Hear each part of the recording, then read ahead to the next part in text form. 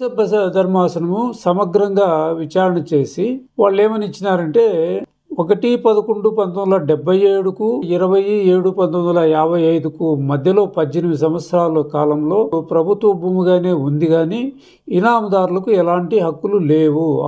ఆ రోజే వాళ్ళ హక్కులన్నీ వెళ్ళిపోయినాయి. కాబట్టి వాళ్ళు అమ్మినటువంటి భూములకు ఎలాంటి ఓఆర్సీ ఇవ్వరాదు.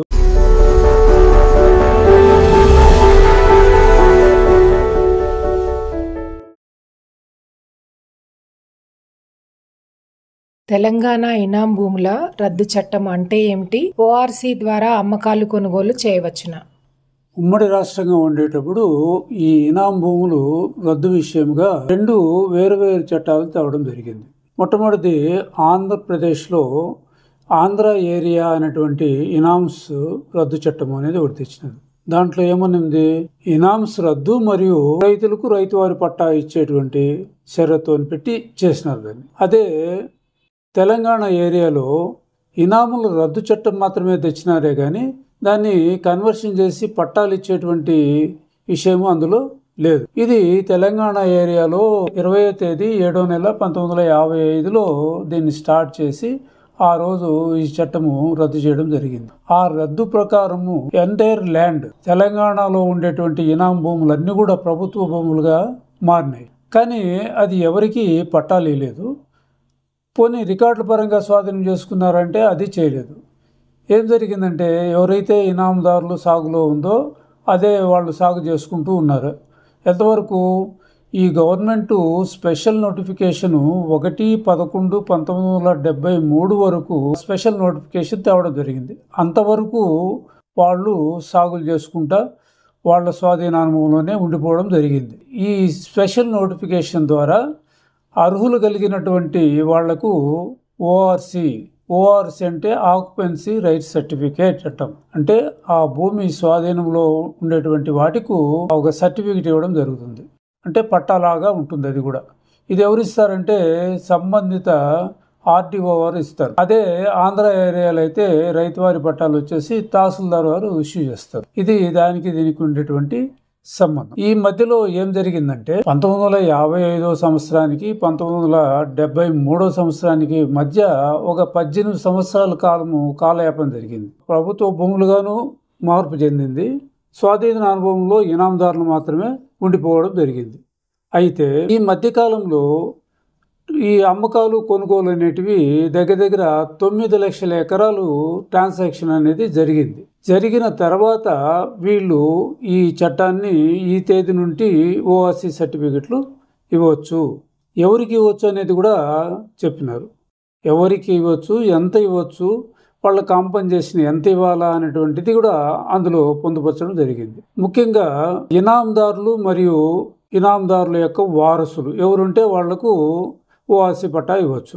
రెండవది వచ్చేసి శాశ్వత కౌలుదారులు. మూడవది వచ్చేసి రక్షిత కౌలుదారులు. నాలుగవది వచ్చేసి కబీజ్ ఏ కదీములు, అంటే వాళ్ళు ఒక రకమైనటువంటి ఇనాందారులు. అంటే ఈ కబీజ్ ఏ కదీం అనేది అరబిక్ పదం నుండి వచ్చింది.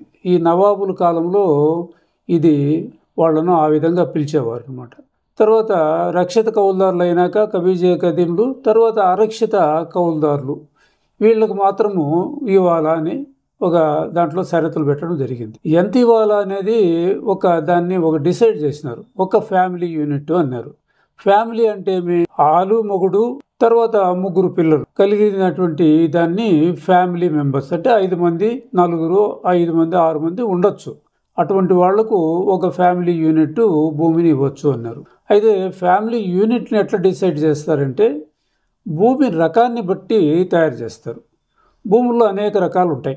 ఏమేమి రకాలు ఉంటాయంటే ఎర్రరేగడి భూములు ఉంటాయి, నల్లరేగడి భూములు ఉంటాయి, తర్వాత చౌడు భూములు ఉంటాయి, తర్వాత ఇసుక కలిగినటువంటి భూములు ఉంటాయి, తర్వాత రాళ్ళు కంకరతో కూడినటువంటి భూములు ఉంటాయి. ఆ భూములు సారవంతమైన భూములు అయితే వెట్ అయితే 2 ఎకరాలు, తర్వాత డ్రై అయితే 15 ఎకరాలు అనేటువంటిది చేసినారు. అంటే ఆ భూమిని బట్టి తర్వాత ప్రభుత్వ జలాధారాలను బట్టి వెట్ ల్యాండు, ఆ భూమి రకాన్ని బట్టి డ్రై ల్యాండు డిసైడ్ చేయడం జరుగుతుంది. ఉదాహరణకి సారవంతమైనటువంటి ఎర్రరేగడి కానీ నల్లరేగడి భూములు అయితే 15 ఎకరాలు ఒక ఫ్యామిలీ యూనిట్కి పెట్టినారు. వెట్ ల్యాండ్ అంటే తరి భూములు, తరి అంటే మాగాణి భూములు, మాగాణి భూములు అయితే 2 ఎకరాలు యూనిట్గా పెట్టినారు. ఆ భూమి యొక్క స్వభావాన్ని బట్టి, ఆ జలాధారం యొక్క ఆధారాన్ని బట్టి, చెరువుల, డ్యాముల, కుంటల, వంకల, వాగుల అనేటువంటి దాన్ని బట్టి ఎంత భూమి వీళ్లకు ఓఆర్సీ ఇవ్వచ్చు అనేటువంటిది డిసైడ్ చేయడం జరుగుతుంది. అంటే తరి 2 నుంచి 10 ఎకరాల వరకు ఉంటుంది జలాధారాన్ని బట్టి. అదే డ్రై ల్యాండ్ అయితే 15 నుంచి 50 ఎకరాల వరకు ఇవ్వచ్చు. మంచి సారవంతమైనటువంటి డ్రై ల్యాండ్ అయితే దాన్ని డ్రై ల్యాండ్ అంటే పుంజ అని అంటాం. పుంజ అంటే మెట్ట భూములు, వర్షాధారంతో పండేటువంటి భూములను మెట్ట భూములు అంటాం. జలాధారాల కింద పండేటువంటి భూములను మాగాణి భూములు, డ్రై ల్యాండ్స్ అని అంటాం. ఎందుకంటే వీటి డ్రై అంటే ఏమి, వెట్ అంటే ఏమైనటువంటి కొంతమందికి అనుమానం రావచ్చు, అందువల్ల దీన్ని చెప్పడం జరుగుతుంది. ఆ విధంగా ఒక ఫ్యామిలీ యూనిట్ అనేటువంటిది తయారు చేసి వాళ్లకు ఉండబడినటువంటి ఎక్స్ట్రా ఉండేటువంటి భూములంతా కూడా ప్రభుత్వ స్వాధీనం చేయాలి అనేటువంటి దాంట్లో అమలుపరచడం జరిగింది. ఉదాహరణకి ఇనాందారులు అయితే వాళ్ళ దగ్గర ఎక్కువ భూములు ఉంటాయి, వందల వేల ఎకరాలు కూడా ఉండేటువంటి ఇనాందారులు కూడా ఉన్నారు. వాళ్లకు ఏం చేసినారు, 4.5 ఫ్యామిలీ యూనిట్స్ ఇవ్వడం జరుగుతుంది. అదే మిగతా కౌలుదారులు ఉన్నారు, ఏది శాశ్వత కౌలుదారులు కానీ, రక్షిత కౌలుదారులు కానీ, కబీజియే కదీములు కానీ, అరక్షిత కౌలుదారులు కానీ వాళ్లకు ఒక ఫ్యామిలీ యూనిట్ ఇవ్వచ్చు అనేటువంటి డెసిషన్ తీసుకున్నారు. వాళ్ళ దగ్గర ఫ్యామిలీ యూనిట్ కంటే తక్కువ ఉంటే అంతే ఇస్తారు, ఎక్కువ ఉంటే అదంతా కూడా ప్రభుత్వ స్వాధీనం చేసుకొని మిగతా భూమి లేనటువంటి నిరుపేదలకు ఈ పట్టాలు ఓఆర్సీ ద్వారా అందించడం జరుగుతుంది.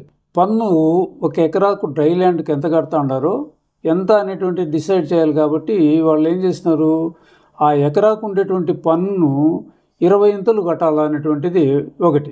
అదే వెట్ ల్యాండ్ అయితే ఆ వెట్ ల్యాండ్కు ఉండేటువంటి సిస్సుకు 10 రెట్లు కట్టి అతని దగ్గర ఉండేటువంటి మొత్తం ల్యాండ్కు నష్టపరిహారం చెల్లించడం జరుగుతుంది. ఇనాందారులకైతే 4.5 ఫ్యామిలీ యూనిట్, మిగిలిన వారికంతా కలిసి ఒక ఫ్యామిలీ యూనిట్ భూమిని ఇవ్వడం జరుగుతుంది.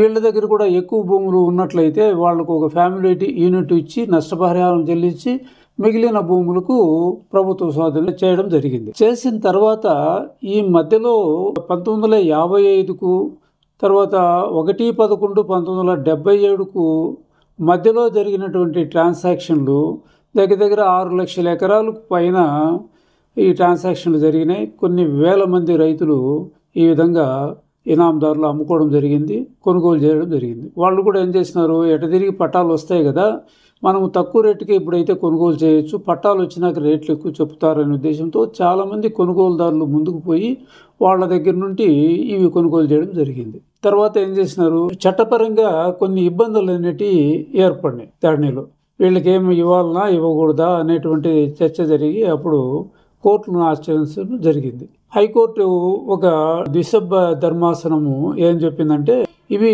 ఎట్లా రద్దు చేసినారు కదా, వాళ్ళ భూములే కదా, వాళ్ళు అమ్ముకున్నారు, అమ్ముకొనిలే, వాళ్ళకి ఎట్లా ఓఆర్సీ వస్తుంది కదా, అమ్ముకున్న వాళ్లకు మీరు ఓఆర్సీ ఇవ్వండి, ప్లస్ వాళ్ళకు పట్టాదారు పాస్బుక్లు కూడా ఇవ్వండి అని చెప్పి ఒక ధర్మాసనం చెప్పింది. అయితే రెండవ ధర్మాసనము దీనిపైన మళ్ళా కొన్ని ఇబ్బందులు మధ్య వైరుధ్యం వచ్చి వాళ్ళు ఏం చేసినారు, మళ్ళా రెండో ధర్మాసనం ఆశ్రయించడం జరిగినప్పుడు వాళ్ళు ఏం చేసినారు, 1/11/1977కు ముందు అది ప్రభుత్వ భూమిగా ఉంది కానీ ఇనాందారుల యొక్క హక్కులు అందులో లేవు. ఎందుకంటే 1955లో ఈ రద్దు చేసి ప్రభుత్వ భూములుగా మారిపోయినాయి. ప్రభుత్వ భూములను అమ్మేటువంటి హక్కు ఎవరికి, ఈ ఇనాందారులకు లేదు. కాబట్టి ఈ మధ్యలో జరిగినటువంటి ట్రాన్సాక్షన్లన్నీ కూడా రద్దు కాబడతాయి, ఎలాంటి ఓఆర్సీలు ఇవ్వబడవు అనేటువంటిది ఇచ్చినారు. అమ్మిన వాళ్ళు కూడా ఈ ఓఆర్సీలు ఇవ్వకూడదు అనేటువంటి అనేది ఆ తీర్పులో పేర్కొనడం జరిగింది. ఇక్కడ 2 రకాలైనటువంటి జడ్జిమెంట్లు వచ్చినాయి. ఒక బెంచ్ ఏమో ఇవ్వాలని ఉంటుంది, ఒక బెంచ్ ఏమో ఇవ్వద్దని ఉంటుంది.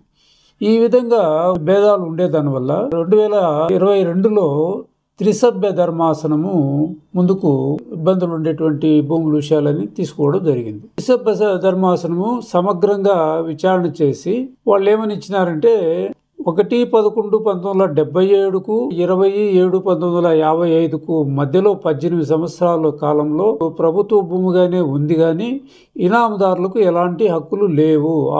ఆ రోజే వాళ్ళ హక్కులన్నీ వెళ్ళిపోయినాయి. కాబట్టి వాళ్ళు అమ్మినటువంటి భూములకు ఎలాంటి ఓఆర్సీ ఇవ్వరాదు, పట్టాదారు పాస్బుక్లు ఇవ్వరాదు. ఎవరైతే 1/11/1973 తర్వాత ఓఆర్సీ వచ్చిన తర్వాత అమ్మినారో అవి మాత్రమే చెల్లుబాటు అవుతాయి అనేటువంటిది ఈ ధర్మాసనంలో తీర్పు చేయడం జరిగిందనమాట. ఈ విధంగా ఈ సమస్యలు ఇంకా ఎక్కువైపోయినాయి. ఈ విధంగా చేస్తా అంటే ధర్మాసనము అందులో ఒక తీర్పు వచ్చింది. మీరంతా కూడా మీ యొక్క యాజమాన్య హక్కుల గురించి కింద ఉన్నటువంటి సివిల్ కోర్టులను మీరు అప్రోచ్ కాండి, హైకోర్టుకు రావాల్సిన పని లేదని కూడా అందులో తెలపడం జరిగింది. ఓఆర్సీ ఎవరు ఇవ్వాలనేటువంటి దానిపైన కూడా జాయింట్ కలెక్టర్ ఒక ప్రొసీడింగ్స్ ఇవ్వడం జరిగింది. ఆర్డీఓ కాదు ఇవ్వాల్సింది, జాయింట్ కలెక్టర్ అనేటువంటి ఒక ప్రొసీడింగ్స్ ఇచ్చినారు.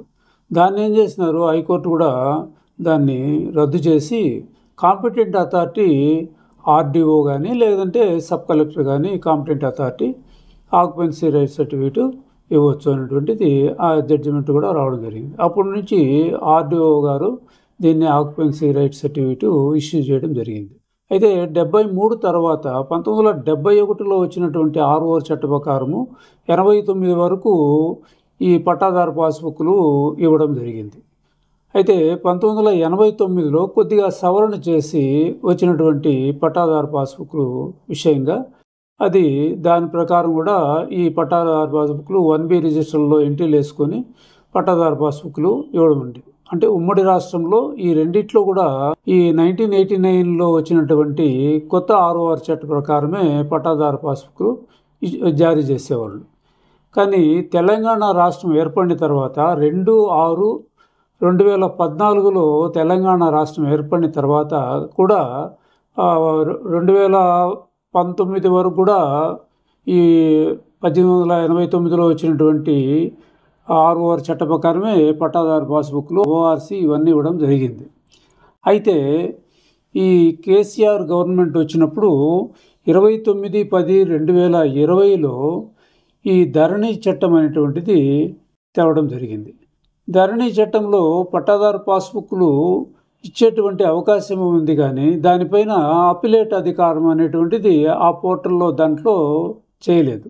అందువల్ల దాన్ని సరిచేయాలంటే హెచ్చుతగ్గులు ఏదైనా సరిచేయాలా అనేటువంటి భావన కలిగితే కంపల్సరీగా సివిల్ కోర్టును ఆశ్రయించి వాళ్ళు ఇచ్చినటువంటి ఆర్డర్ ప్రకారము చేయాల్సింది తప్పిస్తే రెవెన్యూ కోర్టులకు పోయేటువంటి అవకాశము కల్పించలేదు అందులో ఆ చట్టంలో.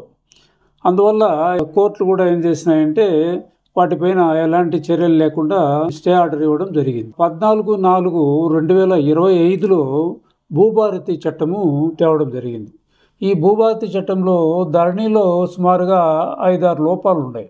ఆ లోపాలన్నీ సరిదిద్దుతూ దానికి ఏవైతే సెక్షన్లు పెట్టాలనో ఆ విధంగా అన్ని సెక్షన్లు పెట్టి ఈ భూభారతి ద్వారా ఈ పట్టాదారు పాస్బుక్లు ఇవ్వాలని ఒక డెసిషన్కి వచ్చింది. దాంట్లో కూడా ఈ 2 పాస్బుక్లను తీసేసి భూదారు కార్డు ద్వారా ఇవ్వాలంటే దాంట్లో పొందుపరచడం జరిగింది. భూదారులో ఏముంటుందంటే QR కోడ్ కూడా ఉంటుంది. అందులో ఏ గ్రామంలో ఏ భూమి ఇస్తున్నామో ఆ గ్రామ పటం కూడా అందులో జత చేసి ఇవ్వాలనేటువంటి నిర్ణయం కూడా అందులో చేయడం జరిగింది. ఇది ఈ విధంగా ఉంది. కానీ 6 లక్షల ఎకరాలు మాత్రము అది ఎటు తేలకుండా సందిగ్ధంలోనే ఉండిపోయింది. దాన్ని ఎవరు చేయాలంటే సివిల్ కోర్టులు ఏదన్నా వాళ్ళు మీరు డెసిషన్ తీసుకోండి, దీని మీద మాకు హైకోర్టు కూడా మీరు రావాల్సిన పని లేదని చెప్పి దాంట్లో కూడా తీర్పులో చెప్పడం జరిగింది. కాబట్టి ఇటువంటి పరిస్థితుల్లో తెలంగాణ ఈ ఓఆర్సీ విషయంగా కానీ ఈ కాంపన్సేషన్ అయిపోయింది, ఇచ్చేసినారు. ఓఆర్సీ విషయంగా సందిగ్ధంలో పడింది. అది రాబోయే కాలంలో ఆ చట్టమే దాని తదుపరి చర్యలు తీసుకోవాల్సిన అవసరం ఎంతైనా ఉంది.